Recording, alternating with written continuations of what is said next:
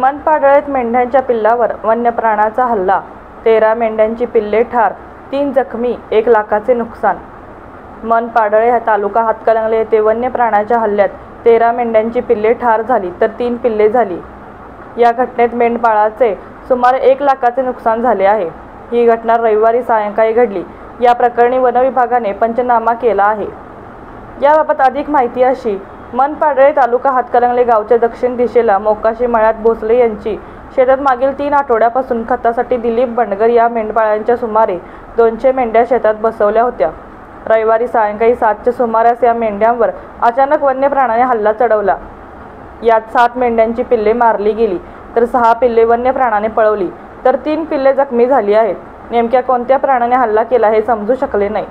या घटनेची माहिती वन विभागास कळवण्यात आली असता सोमवारी सकाळी नरेंद्रचे वनपाल MS पवार, वनसेवक श्रद्धा सोनटक्के यांनी घटनेची पाहणी करून पंचनामा केला.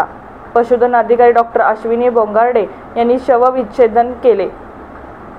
मेंढ्यांवर झालेल्या हल्ल्यामुळे आणि शवविच्छेदनामुळे परिसरात वास पसरल्याने गावठी व जंगली कुत्री दिवसभर मेंढपाळांना त्रास देत होती. मेंढपाळांचे सर्व कुटुंब दिवसभर उरलेल्या मेंढ्यांची राखण करत होते.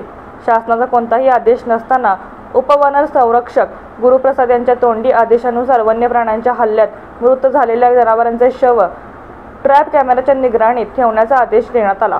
हा आदेश अमानवीय व अन्यायकारक आहे. या आदेशामुळे आपल्या जनावरांवर हल्ला झालेल्या मेंढपाळाला दुर्गंधी सुटलेल्या मृत जनावरांजवळ रात्रदिवस बसून ट्रॅप कॅमेरे आणि मेंढ्यांचे 24 तास मेंढ्यांचे शव राखण करत भटक्या कुत्र्यांच्या हल्ल्याला सामोरे जावे लागते. यामध्ये या मेंढपाळाला जीव धोक्यात आला आहे. पशुपालकांना या अन्यायकारक आदेशाचा त्रास सहन करावा लागत असल्याने पशुपालकांमध्ये या आदेशाबाबत तीव्र संताप व्यक्त होत आहे.